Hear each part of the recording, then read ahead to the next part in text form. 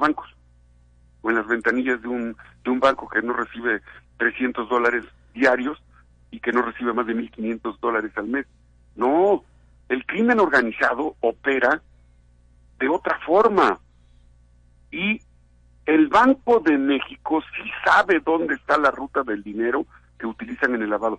¿Por qué hoy el Banco de México se opone a beneficiar a los migrantes mexicanos para un tema que es obligación del Banco de México y de las instituciones financieras regulares? ¿Por qué no el Banco de México levantó la voz cuando hubo lavado de dinero desde la Presidencia de la República? Los escuché, no los escuchamos, estaban bien calladitos, no decían nada. Y hubo lavado de dinero a través de la Presidencia de la República, de los Pinos, de Hacienda, del SAT, de Pemex, de la Secretaría de Energía. Todos ellos lavaban dinero a través de las empresas fantasmas. Y ahí el Banco de México no dijo nada.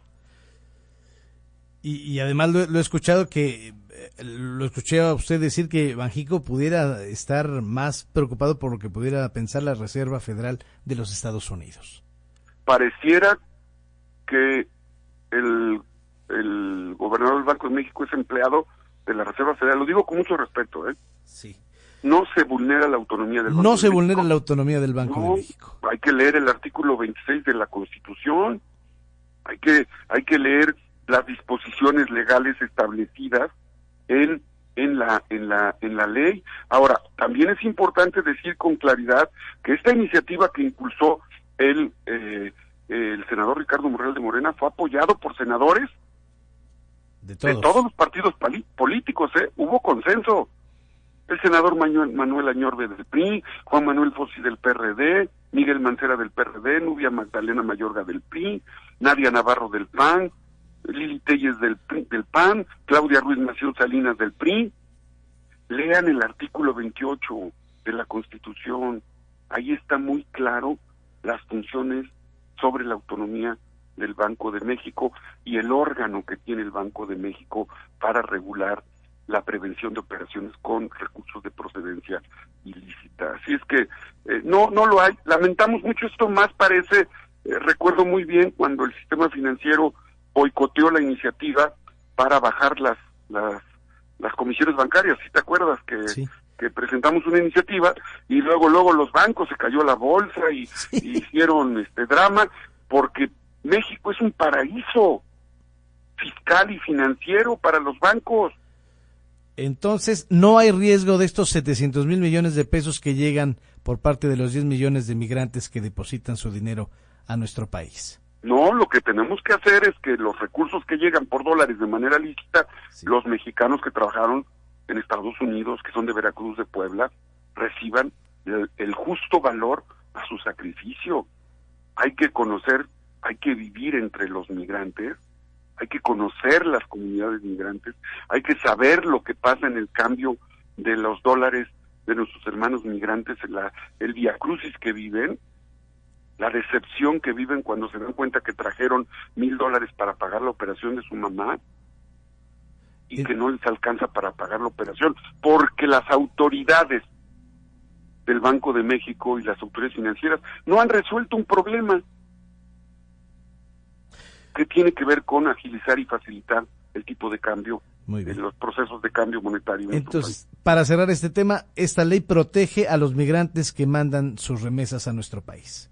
Desde luego, está hecha para ellos y para el turismo. Te comenté lo del turismo. Sí. Bueno, vamos a decirle al Banco de México si va a invertir ¿te parece unos 20 millones de terminales bancarias en todas los artesanos del país? ¿No? Hay que decirle al Banco de México, dentro de las reservas que tiene, para que ya no pase esto, que invierta en 20 millones de terminales bancarias. Perfecto. Y que se las done a todos los artesanos que hay en los pueblos mágicos de nuestro país. Esa sería una buena iniciativa. Pues sí. Si no quieren que reciban dólares en efectivo, hay que proponerle al gobernador del Banco de México que con las reservas o las utilidades que tiene de las reservas invierta en 20 millones de terminales bancarias para todos los artesanos, los micro, pequeños y medianos empresarios que están en los pueblos mágicos y que llegan los turistas extranjeros y pagan con dólares. Y entonces sí, ya no digo nada. Perfecto. Pues teníamos que saber la versión de quien está en la Comisión de Hacienda, quien la preside en la Cámara Alta. Le agradezco muchísimo, senador. Ya nada más por último, se aprobó también la reforma que obliga al aumento del salario mínimo, sea mayor a la inflación.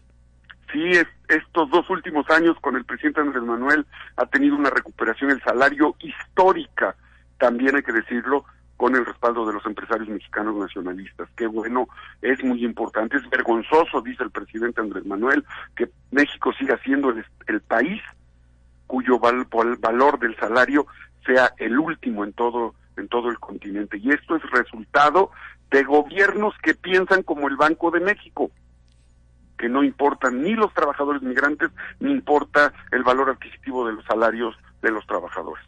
Oiga, pero fue un año que no hubo tanta productividad, senador. Sí, pero hay un rezago histórico del valor adquisitivo de los trabajadores.